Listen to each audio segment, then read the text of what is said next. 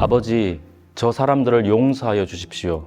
저 사람들은 자기네가 무슨 일을 하는지를 알지 못합니다. 기독교 경전인 신약 성서 누가복음 23장 34절 성구입니다. 여기서 하나님께 용서를 강구하고 있는 사람은 예수 그리스도입니다. 예수는 자신을 십자가형에 처하게 한 사람들을 용서해달라고 간청하고 있는 것입니다. 십자가 처형은 극심한 고통을 유발시키는 처형 방식입니다. 예수는 끔찍한 고통 가운데서 자신을 십자가에 못 박은 사람을 위해 용서를 구하고 있습니다. 상식적으로 이해할 수 없는 이야기지만 인간을 끝까지 사랑한다고 믿는 하나님의 사랑 안에서는 충분히 납득 가능한 이야기입니다. 예수의 제자인 베드로가 내 형제가 나에게 자꾸 죄를 지으면 내가 몇 번이나 용서하여 주어야 합니까? 7번까지 하여야 합니까?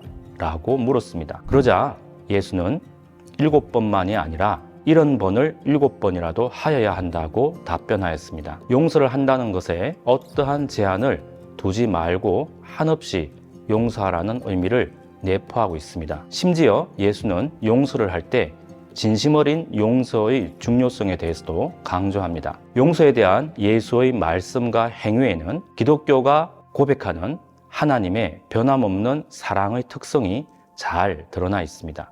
그 사랑에는 사랑한다는 이유 하나만으로 조건 없이 무차별적으로 이루어지는 용서, 끊임없는 용서의 가능성과 실현성이 내포되어 있습니다. 기독교의 가르침에 따르면 본디 하나님이 보여주신 진실한 사랑을 알고 그 사랑으로 살고자 하는 존재, 곧 하나님의 형상으로 사람이 지음을 받았습니다. 이것이 하나님이 창조하신 사람의 본 모습입니다. 하지만 사람은 먼저 하나님에 대한 신뢰를 깨뜨렸고 하나님과의 관계를 파괴하면서 하나님을 멀리했습니다. 이 과정에서 참되고 진실한 사랑의 근원을 잃어버리게 되었습니다. 결과적으로 하나님의 형상이 파괴되었고 진실한 사랑을 표현하거나 받을 수 없는 상태가 되었습니다. 이 특성이 인간성 속에 깊이 뿌리를 내리면서 내면의 어두움으로 자리 잡게 되었습니다. 사람은 이제 하나님이 창조한 본래의 모습을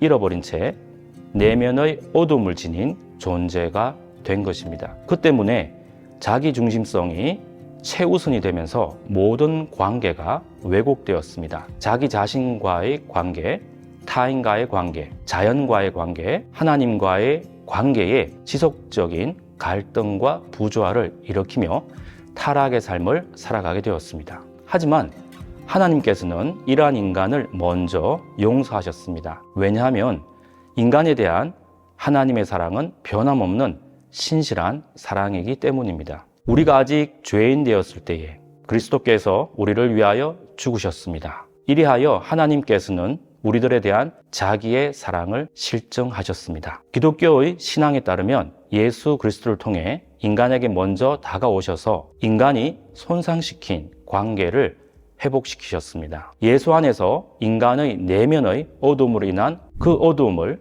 조건 없이 용서하시며 인간의 속사람을 회복시키셨습니다. 십자가에 달려 죽어가는 가운데서도 아버지, 저 사람들을 용서하여 주십시오라고 강구한 예수의 외침은 진실한 사랑의 근원인 하나님을 외면한 채 깊이 뿌리내린 내면의 어둠으로 인해 어두운 길을 걸어왔던 인류를 향한 용서의 선언입니다. 화해와 달리 용서는 일방적입니다. 상대의 의사와 관계없이 한쪽에서 먼저 진행되는 진실한 사랑의 드러남입니다. 인간을 향한 하나님의 용서도 일방적입니다. 인간의 의사와는 관련 없이 그분의 사랑 안에서 이루어진 선물입니다. 인간성 깊이 뿌리내린 내면의 어두움으로 인해 인류는 그 어두움의 굴레를 벗어날 수 없게 되었습니다. 하나님과의 조우는 인간에게 드리워진 뿌리 깊은 어두움과 그로 인한 타락한 실상을 통감하며 죄인됨을 시인하게 합니다. 하나님께서 자신의 모든 것을 공감하시고 용납하시며 무조건적으로 용서하셨음을 경험할 때 참된 존재감과 자기 가치를 회복하고 진정한 자아 실현을 희망하게 됩니다. 동시에 진실한 사랑으로 살기를 촉구하는 존재의 근본적 변화를 경험하게 됩니다. 곧 하나님 형상의 회복입니다. 이것이 기독교가 말하는 용서의 독특성이라고 할 수 있습니다.